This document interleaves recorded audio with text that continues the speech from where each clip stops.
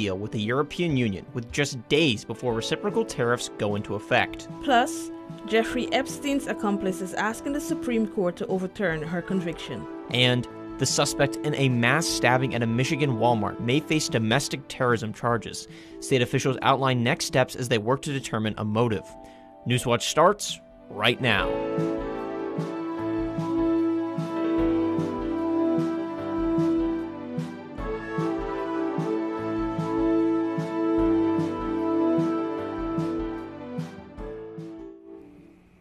Thanks for joining us. I'm Charlie Ehlenfeld. And I'm Abigail Semple. Welcome to Newswatch.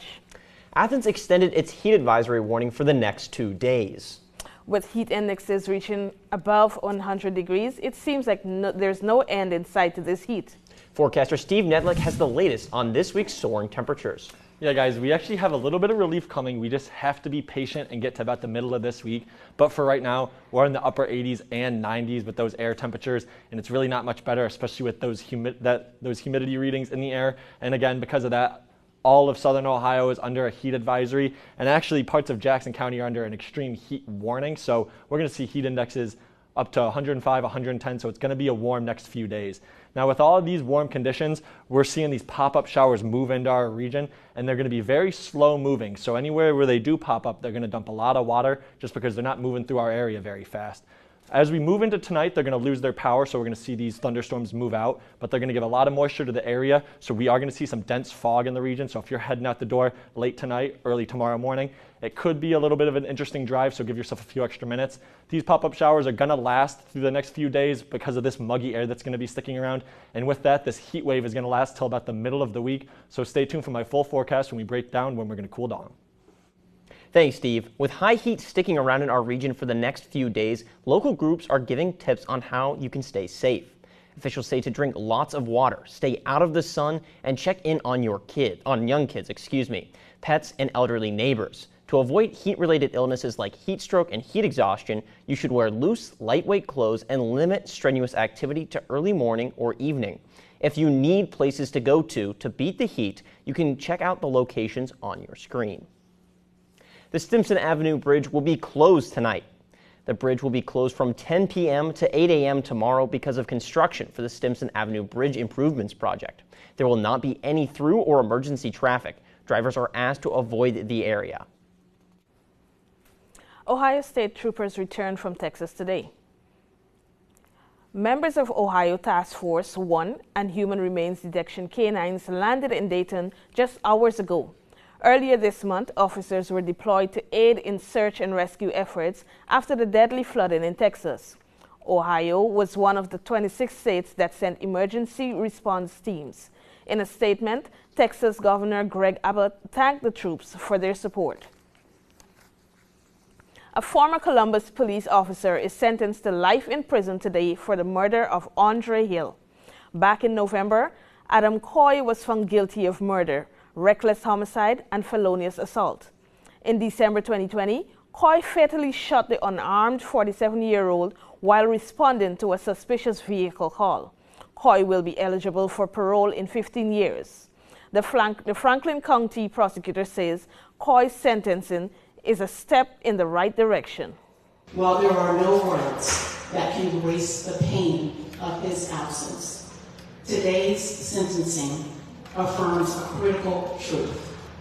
Accountability is essential to rebuilding trust in law enforcement and our justice system. Attorneys for Coy say they plan to appeal the verdict. Vice President J.D. Vance is in Canton promoting what Republicans call the One Big Beautiful Bill. Vance's tour comes as Republicans are ramping up the pressure to perform in the midterm elections next year.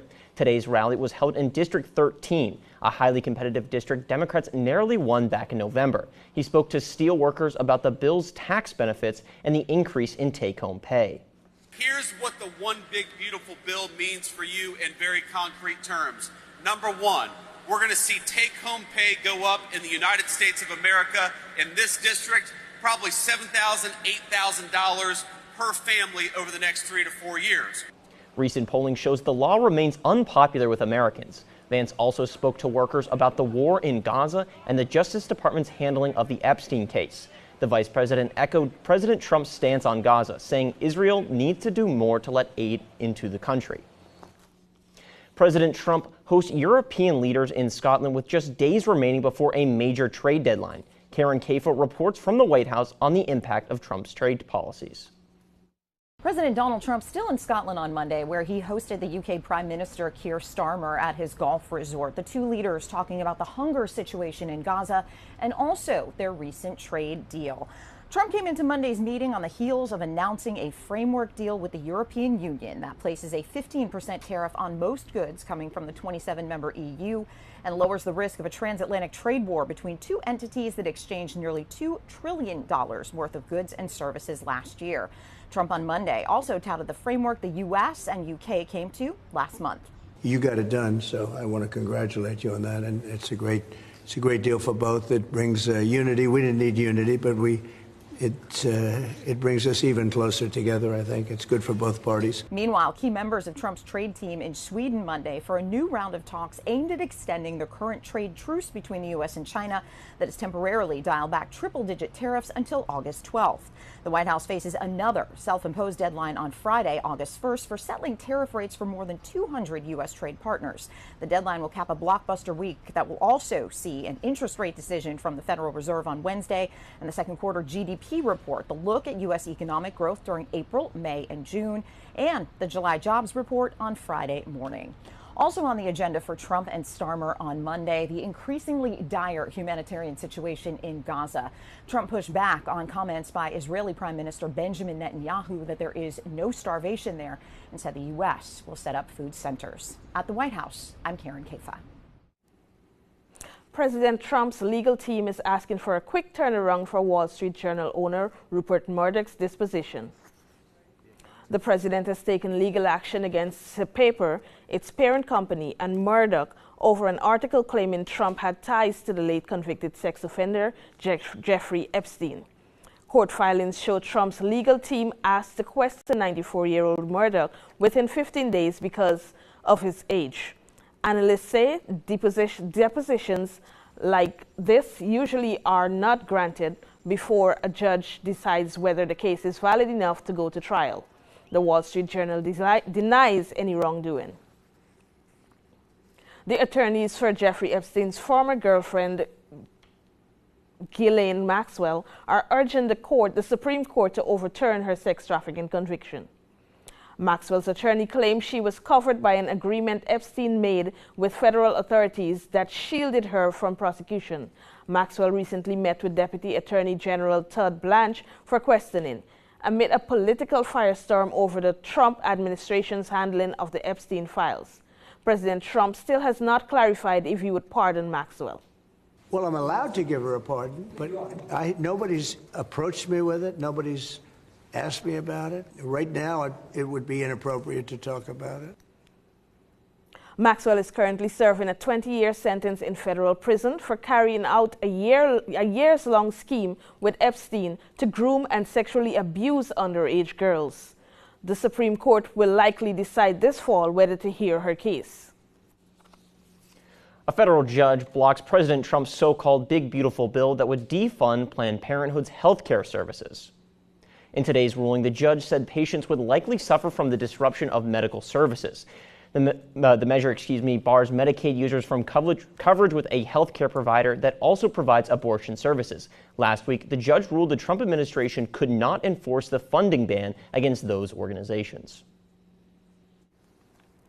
Nearly a dozen people were hurt in what authorities are calling a random stabbing attack at Walmart in Michigan. Bystanders were able to detain the attacker before police arrived. Lee Waldman has the latest on the attack. Throw the knife that way! Throw it away! A group of bystanders stopped a stabbing attack in Traverse City, a tourist town on the shore of Lake Michigan. Authorities say the suspect, who they identified as 42-year-old Bradford James Gilley, used a foldable knife to attack, quote, random people at the store around 4:45 Saturday afternoon. I'm not immediately aware of exactly why he came back here or why he went to Walmart. Local authorities are working with the FBI to interview Gilley and determine a possible motive, according to Traverse County Sheriff Michael Shea. He's facing 11 counts of assault with intent to murder and 1 count of terrorism. We believe in some ways done to affect the entire community, to put fear in the entire community and to change how maybe we operate on a daily basis. And so that is why we're looking at that terrorism charge. All of the victims, 11 people between the ages of 29 and 84, are expected to survive their injuries, according to the Munson Medical Center. Sheriff Shea praised the heroism of the people who put a stop to the attack before law enforcement arrived. I commend them. It's not very often that we have citizens that are willing to step up and take action. What they did was amazing. Gilley is set to be arraigned in court this week and faces up to life in prison if convicted. In New York, I'm Lee Waldman. This is a record high, up from 55% last year. Next on Newswatch, back-to-school shopping is in full swing and earlier than ever. With consumers feeling the heat of President Donald Trump's tariffs, parents are cutting back on spending this year. We must protect kids' brains in that age. And with the school year just around the corner, you may be wondering if now is the right time to get your kid a smartphone. Experts review the latest safety features. It was another hot one today, but relief is finally on the way. Find out when we cool off next. On Masterpiece Mystery. You'll apologise. No, I won't. Of course you will. They're here. I feel like we're meeting the Queen. Oh, sweet mercy. It's Wilbur Church. You're putting everyone around you in danger. Don't go. I have a terrible feeling about all of this. Hello? All will die today. Grantchester, the season finale on Masterpiece Mystery. Sunday at 9 on WOUB. Miss Austen. Miss Scarlett. Miss Austen was sister to the great lady novelist Jane Austen. What's she doing here? My name's... I know exactly who you are. The lady detective. Miss Scarlett, isn't it? Miss Austen. Miss Scarlett! Miss Austen. Miss Scarlett. Come along.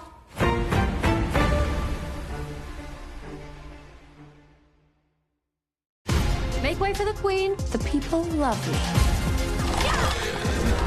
This is not a request. Yes, Your Majesty. Next time on The Great American Recipe. It's time for everyone's favorite round, the recipe swap. I immediately panic. Never heard of that? I've never stuffed a fish. Whoa. This is what the challenge is all about, to get out of your comfort zone. How's it going? I know you weren't expecting this today. Little stash. Put that in the middle and crimp it. Yes. It takes a village. Friday at 9 on WOUB.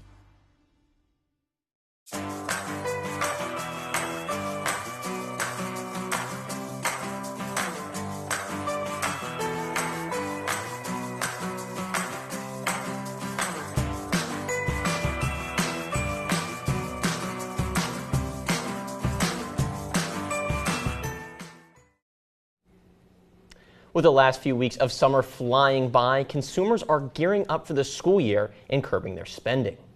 Savvy shoppers are finding ways to save to avoid breaking the bank. Michael Yoshida is in Washington with a look at how high prices are cooling back to school sales.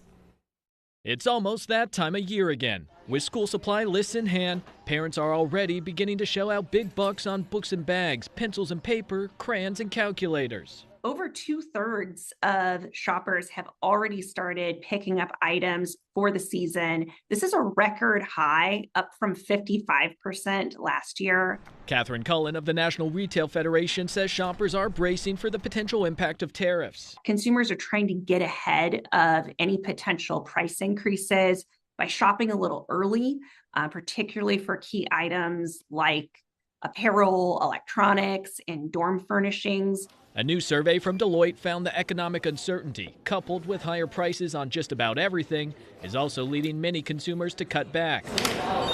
With plans to spend $570 per child on average, down 7% year over year. We are seeing the continual impact of inflation on the discretionary items. being a little bit less affordable when the amount they have to spend on their households and on health is a little bit higher. But as parents tighten their wallets, they're also getting more creative in finding ways to save. We're finding increased usage of first social media. This is the first year we're seeing a meaningful increase in the use of generative AI tools to support back-to-school shopping. In Washington, Michael Yoshida reporting. So, Steve, do you think it's going to cool down anytime soon? We're just going to have to be patient because these next few days are still going to be pretty hot. But after about Wednesday, Thursday, we're going to start to cool down. Is it going to be some rain coming in, or? It's going to definitely be driven by the rain. And as for right now, we've already started to see those pop up. And that's what's kind of dropped off some temperatures around us a little bit. Like in Wilmington, they're at 84. They were at 90 earlier today, just like us. But we haven't gotten that rain quite yet. It actually is hitting currently, and that'll slowly drop our air temperatures off. But a big thing that is causing it to feel so warm is just all this humidity that is still stuck over our area, and it's being pulled from the south, but it's also being given to the atmosphere by these crops that are sitting in the Midwest just because we've gotten so much rain. And another reason it's so trapped is because we just have this ridge kind of sitting over our region, and when you're below the ridge, there's nowhere for that moisture to go, and that's what's causing all of these feels-like temperatures to be 100, 105 degrees, and that's why we have these heat advisory warnings, or these heat advisories, all over southern Ohio, and it's going to last at least until tomorrow night. So it's going to be a pretty warm one over the next few days. Now again, we've had this line of storms come through, and that's affecting us right now, and that's going to give us some temporary relief, but until that sun goes down, it's going to heat right back up, and it's going to continue to feel really muggy out there. Now, if we zoom out a little bit, again, they're just kind of popping up right along the Ohio state border, kind of like we've been seeing for the past week. We haven't really been able to get out of this pattern, and it's kind of felt like we're just reliving the same day over and over again. And it's kind of going to continue that way until at least Wednesday. Now, the most severe stuff is kind of stuck way up north in the Dakotas. They're experiencing some more severe weather. We're kind of just going to be dealing with these pop-up thunderstorms like we're currently experiencing. And this is driven by this front that we thought was going to move through over the weekend, and then it just kind of got stuck and hasn't been able to move through. But that's what's going to really be driving our weather patterns over the next few days. Now, tomorrow morning doesn't really move much, still way up north. So again, going to be a pretty much rinse and repeat day tomorrow. Pretty warm, pretty muggy. It's not going to be nice to be outside. And then we start to see a little bit of movement when we get into Wednesday morning, and that's when it's going to start to give us a little bit of relief. But Wednesday night is when we have this front move through, and it's going to drop some rain with it, so we have to get through that. But then it's definitely going to drop off the showers as this front drops south and through our region. It's going to drop showers, but it's also going to drop those humidity levels. Now, as for tonight, once that rain stops, it's going to have a lot of humidity in the atmosphere, and that's what's going to give us this fog. So again, if you're heading out the door early tomorrow morning, give yourself a few extra minutes because there's definitely going to be some fog on the roadway. Tomorrow, again, a high of 93. So again, we have to wait a few days for this cold to get here, and even overnight low is still 73 degrees. So going to be leading to some pretty uncomfortable nights. But then once we look at the 6 to 10 day temperature outlook, we're sitting actually below average after this cold front moves through on Wednesday. So we're going to be in the low 80s, potentially some high 70s. So that's definitely going to be a welcome sight after the past month, it seems, of really, really hot weather that we've been dealing with. Now we have a very interesting 7-day. Tomorrow, no real rain around other than, again, these pop-up thunderstorms that we've been dealing with. Wednesday night into Thursday morning is when we're going to see the widespread showers go through. And then isn't that just beautiful? Low 80s to mid 80s, and then next Monday we are in the 70s. So we are going to slowly cool down as we head through this week. Back to school shopping is in full swing, and parents may be wondering whether they should get their child a smartphone this school year. A new study sheds some light on possible risks with getting phones for younger kids. Jen Sullivan has advice for parents and explains available safety features to help monitor your kids. It's a question many parents ask. When should I get my child a smartphone? The most important thing that parents can do is delay the age at which their child gets immersed in internet culture. Jonathan Haidt is the author of The Anxious Generation, a book about how smartphones and social media are creating a rise in mental illness among children. And many studies support that theory. A recent study from the Journal of Human Development and Capabilities found smartphone use before age 13 was linked to a decline in mental health and well-being. The data was self-reported, and it's unknown what type of cell phones they were using. Haidt says kids between the ages of 10 to 14 are particularly vulnerable. We must protect kids' brains in that age. That's when the maximum damage is done, especially for girls. There is good news for parents, though. Many companies are advancing their technologies with parental controls and kid-friendly features. If you're getting your child an iPhone, Apple says it's important to create an account for them and put in their age. That's an important step because what that does is that it then creates privacy protections that will go throughout their experience. Julia DeOlios with Apple says parents can also manage how much time their child is on their phone with Apple's screen time. The Find My app allows you to track your child's location and give you alerts like when they leave school. We also have features like communication safety, which can detect nudity in photos and videos that children either receive or attempt to send, and then it provides warnings and helpful resources. Google Family Link offers parental features for both iPhones and Androids to monitor your kids. For Consumer Watch, I'm Jen Sullivan. You're going to be more likely to follow through and make it a habit. Coming up, if you hate Mondays, you're not alone. But adding small habits into your week can help you fight off the Monday blues.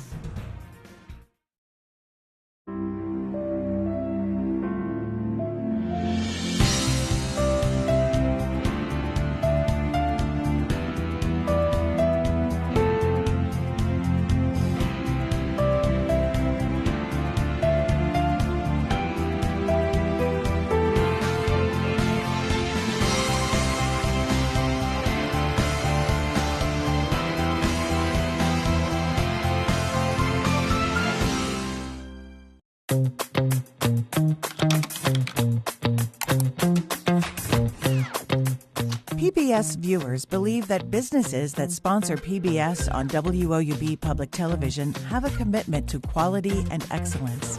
Sponsoring a PBS television program offers your business a unique opportunity to connect with a highly engaged, loyal, and trustful audience in a clutter-free environment, leading to increased brand awareness, positive perception, and potential for higher customer engagement. Your sponsorship is important to the community, and the rewards come back to you in the form of loyal customers. Align your organization with America's most trusted news and public affairs network. WOUB Public Television is worthy of your trust. Contact Corporate Support Director Kathy Malesic at 740-593-4909 or online at woub.org/support. We're on the precipice of a great discovery. I love it. Welcome! Whoa, Nelly! Let's set this palace on fire. I love it. Welcome to the News Hour. What does it mean politically? I love it. Oh. Fasten your seatbelt. I love it.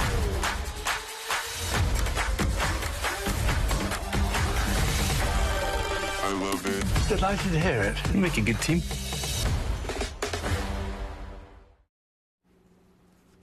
It can be hard to get back into the work week grind after a relaxing weekend. If you're feeling less than excited about the week ahead, Mandy Gaither has simple ways to help you beat the Monday blues. Goodbye, weekend. Hello, work week. It's time to get back to the grind. But if this day has you feeling blue, you're not alone. A 2020 study suggests job satisfaction dips and workplace stress rises at the beginning of the week compared to the end. Here's an idea. Give yourself a few things to look forward to during the week.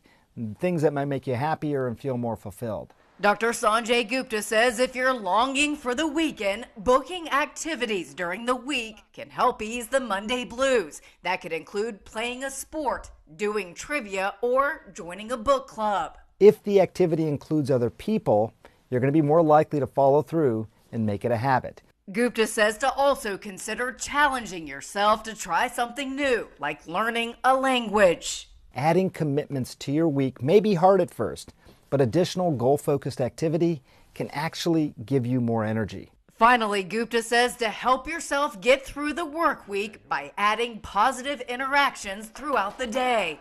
Doesn't have to be much. Maybe just paying someone a compliment. These chats can cause small bursts of positive emotions, something I think we can all use. For Health Minute, I'm Mandy Gaither.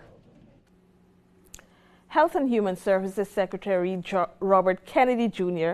plans to remove all 16 advisors on the Preventative Services Task Force. That's according to reporting by the Wall Street Journal. The task force makes recommendations about preventative services like cancer screenings. The Affordable Care Act requires insurers to provide those recommended services to members at no cost. It's unclear who Kennedy would replace them with, or if he would replace them at all. Last month, RFK dismissed all 17 members of the CDC's Vaccine Advisory Committee. 2 days later, he named 8 new picks, including several who questioned the safety of vaccines. Getting your steps in every day may reduce your risk of getting Alzheimer's disease. That's according to a new 10-year study. Almost 3,000 participants between the ages of 70 and 79 reported their daily walking habits over the course of 10 years. Those who reported maintaining or increasing their walking habits showed greater improvements in processing speed and executive function. More research is needed to understand why. The study results will be presented tomorrow at the annual Alzheimer's Association International Conference. Living in hot places doesn't just make your skin age faster, it also ages your entire body.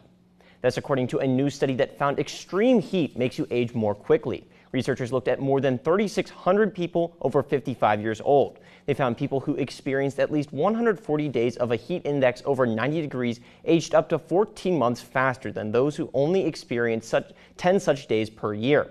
That's about the same impact as smoking or heavy alcohol use. Accelerated aging increases the risk of cancer, dementia, diabetes, and early death.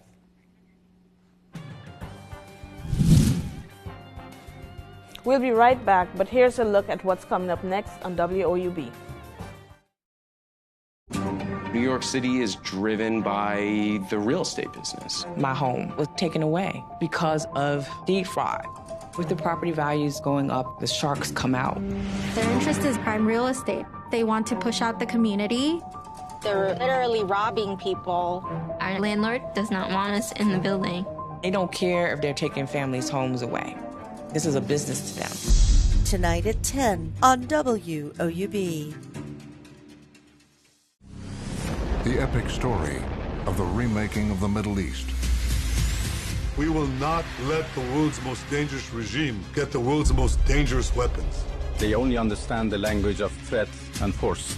Trump is telling Iranians, when you negotiate with me, unconditional surrender. The U.S. military carried out massive precision strikes. The balance of power has changed dramatically.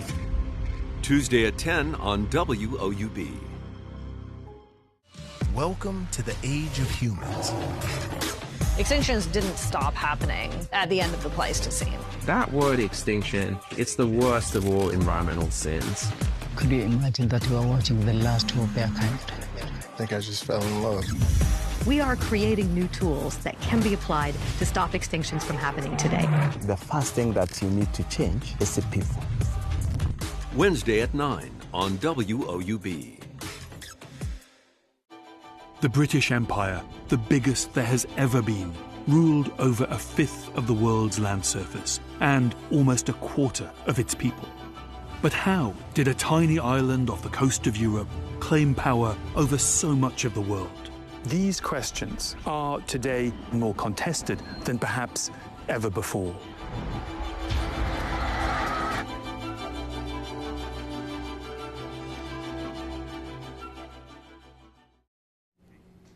So Steve, is that rain on the way out for today? You know, until that sun goes down, we're going to have these pop-up showers in the area. But once it does go down, we're going to have some fog that's going to move in, and that's going to give us an overnight low of 73 degrees. This fog could be pretty dense, so if you're heading anywhere tonight, make sure you give yourself a little extra time. And then we got about 2 more days of this heat until we finally get some relief because a cold front's going to move through. But there's a chance of rain all throughout the week. That does it for our broadcast this evening. Thanks for watching. For Steve Nevlik, I'm Charlie Ehlenfeld. And I'm Abigail Semple. Stay tuned for PBS NewsHour.